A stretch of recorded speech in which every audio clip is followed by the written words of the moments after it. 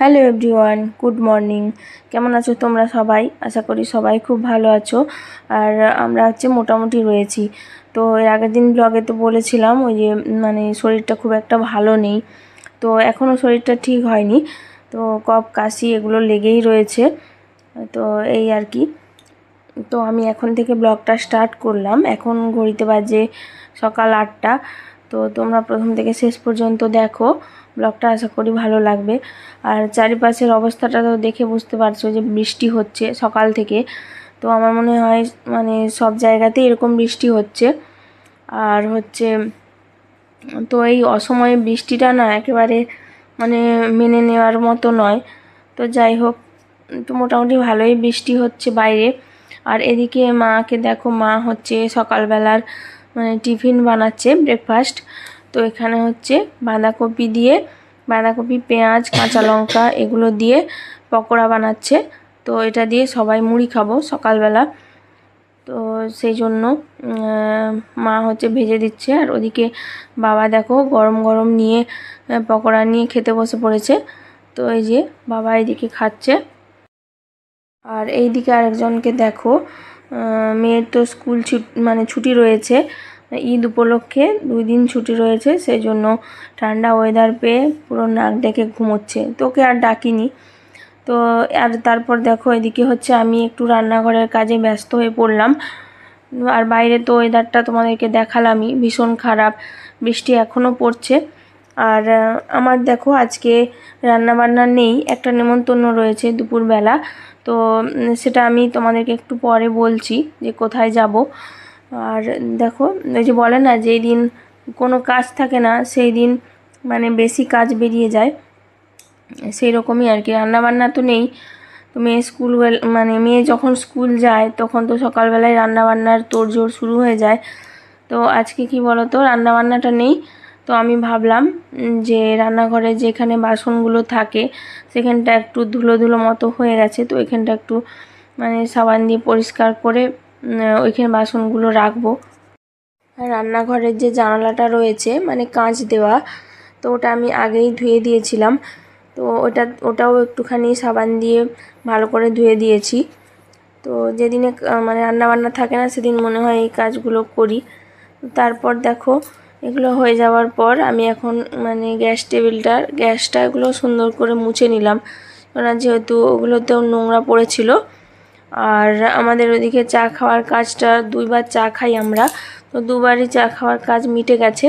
তারপর আমি রান্নাঘরে এইসব কাজগুলো করছি। আর আমার গলাটা দেখো এখনও ঠিক হয়নি, গলাটা এখনও ধরে রয়েছে, তো ভাঙা ভাঙা গলা হয়ে রয়েছে। তো যাই হোক, দেখো আমার একটা কাশির সিরাপ ছিল, সেটা এখন খেয়ে নিলাম।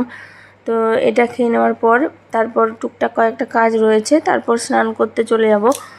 তো সিরাপটা খেয়ে নেওয়ার পর তারপর এই যে গরম জলে একটা ওষুধ দিয়ে ভাপ নেওয়ার থাকে, তো ওইটা দিয়ে আমি এখন ভাপ দিয়ে নিচ্ছি। আর আমার শাশুড়ি মাকে নেবুলাইজার দিতে হয়েছিল, তো আমিও নিয়েছিলাম কয়েকটা। এতটাই কফ কাশি হয়ে গেছিলো আমাদের সবার, তো আমিও নিয়েছিলাম নেবুলাইজার। তো আমাকে বেশি দিতে হয়নি, তো আমি গরম জলে ভাপটা নিয়ে নিচ্ছি। তো ভাপ নিয়েছিলাম, তারপর ওষুধ খাচ্ছি, সবই করছি, কিছুতেই কাশি কমছে না। কি যে কাশি ধরলো আমাদের, সেটা বলার মতো নয়। তো যাই হোক, তারপর দেখো আমি স্নান করে চলে এলাম। তো আমি আজকে শ্যাম্পু দিয়েছি, ঠান্ডা লাগুক আর যাই করুক, যেহেতু একটা অনুষ্ঠান বাড়ি যাব সেই জন্য একটু শ্যাম্পু দিয়ে নিলাম হালকা করে। তারপর ভেজা চুলটা একটু সিরাম লাগিয়ে নিচ্ছি, তারপর চুলটা আঁচড়াবো। আর ওদিকে দেখো বর ফোন করেছিল, তো ওর সঙ্গে এই যে এখন কথা বলে নিচ্ছি। তো তারপর চুলটা আঁচড়াবো আর সিঁদুর পরবো। তো এইবার তোমাদেরকে বলে দেই যে আমরা দুপুরবেলা কোথায় যাব। তো আমাদের একদমই কাছে, বাড়ির প্রায় কাছে বলতে পারো, আর আমাদের ফ্যামিলির মধ্যেই পড়ে বলতে পারো, আমার ফ্যামিলিরই লোকজন। তো ওদের বাড়িতে ঠাকুর এসছে, আর মন্দির প্রতিষ্ঠা হবে। আর ওদের একটা ছোট বাচ্চা হয়েছে, ছেলে।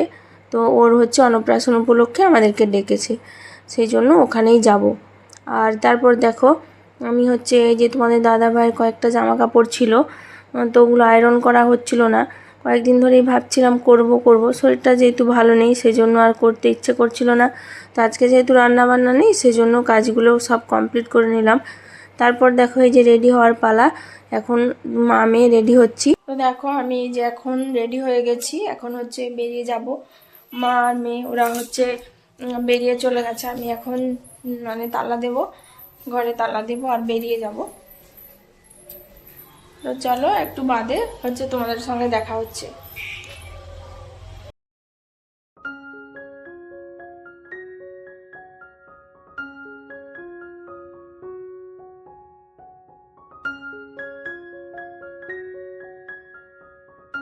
দেখো যেহেতু আমাদের বাড়ির প্রায় কাছেই বলতে পারো, তো সেই জন্য আমরা হেঁটে হেঁটে যাচ্ছিলাম। আমি মা মেয়ে আমরা তিনজন হেঁটে হেঁটে যাচ্ছিলাম। তো ওদের বাড়ির কাছাকাছি চলে এসেছি। আর এই যে দেখো বলতে বলতে পৌঁছেও গেছি। তো ওই যে পুচকু বাচ্চাটা, তো ওরই অন্নপ্রাশন, তো সেই উপলক্ষেই ঠাকুর এসছে। তো মহোৎসব হচ্ছে, বড় মহোৎসব, খাওয়া দাওয়া হচ্ছে সেই উপলক্ষে। আর দেখো বাচ্চাটা ওই দিন মানে এতটাই কান্নাকাটি করছিল, আমাদেরকে তো চেনে না, আগে দেখেনি, সেই জন্য একটু কান্নাকাটি করছিল। তো আমি একটু ওকে কোলে নিয়ে আদর করছিলাম। তো ওই যে দেখো কীরকম ঠোঁট ফুলিয়ে কাঁদছে। আর যেহেতু ওর আজকে অন্নপ্রাশন সেই জন্য মানে ও আর একটু বেশি কান্নাকাটি করছে এই আর কি। তারপর দেখো এই যে আমরা ওখান থেকে বাচ্চাটার সঙ্গে দেখা করে এখন হচ্ছে এই যে খেতে বসে পড়েছি। আর কত লোকজন দেখো মানে বসে পড়েছে চারিদিকে। তো যেহেতু মানে ঠাকুর প্রসাদ, যেহেতু ঠাকুরের প্রসাদ খাওয়ার নিমন্ত্রণ, সেই জন্য মানে এখানে চেয়ার টেবিলের কোনো ব্যবস্থা নেই। সেই জন্য এখানে সবাই মিলে নিচে বসেই খাওয়া দাওয়া করছে। যেহেতু অনেক লোকের আয়োজন সেই জন্য নিচে বসে আমরা খাওয়া দাওয়া করেছিলাম। আর সম্পূর্ণটা নিরামিষ ছিল, যেহেতু ঠাকুর উপলক্ষে, সেই জন্য সম্পূর্ণ খাওয়া দাওয়াটা নিরামিষ ছিল। কি কি খাওয়া দাওয়া ছিল সেটা তোমাদের সঙ্গে শেয়ার করতে পারলাম না। তো যাই হোক, তারপর দেখো আমরা ঘরের দিকে রওনা দিয়ে দিয়েছিলাম, তো বাড়ির দিকে। তো রাস্তায় আস্তে আস্তে এই যে এই ঠাকুরটা যেখানে বলেছিলাম না যে আমাদের বাসন্তী পুজো, তো তার কাজ কতটা এগিয়েছে তোমাদেরকে একটু দেখিয়ে দিই। এই যে ঠাকুরের কাজ চলছে এখনও, প্রতিমার কাজ। আর এদিকে দেখো প্যান্ডেলটাও মানে চারিদিকে ত্রিপল দিয়ে ঘেরা হয়ে গেছে।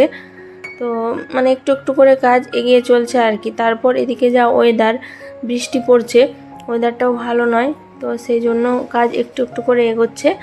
আর এই যে গেটটা, সামনের গেটটা, তো যতটুকু পারলাম তোমাদের সঙ্গে শেয়ার করলাম। আর ওই যে দেখো ওই যে ওইখানে যে বাঁশগুলো পোতা রয়েছে, ওখানে হচ্ছে একটা ছোট্ট করে স্টেজ হবে।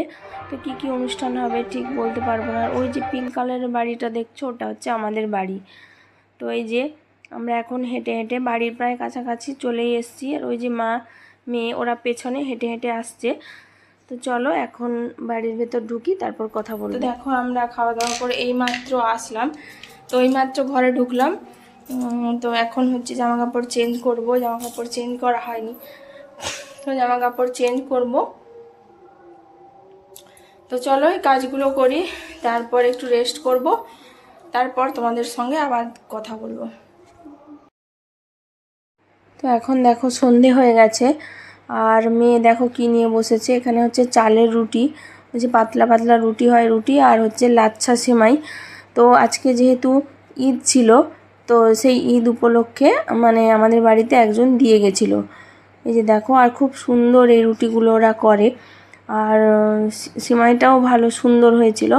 তো মেয়েকে এখন খেতে দিয়ে দিয়েছি, মেয়ে খাচ্ছে। আর মা দেখো ওকে, ও তো মিষ্টি ছাড়া খাই না, সেই জন্য মা ওকে যে মিষ্টি দিয়ে দিল আবার। তো ও এগুলো হচ্ছে এখন খাচ্ছে, আর আমরাও খেয়ে নিয়েছিলাম।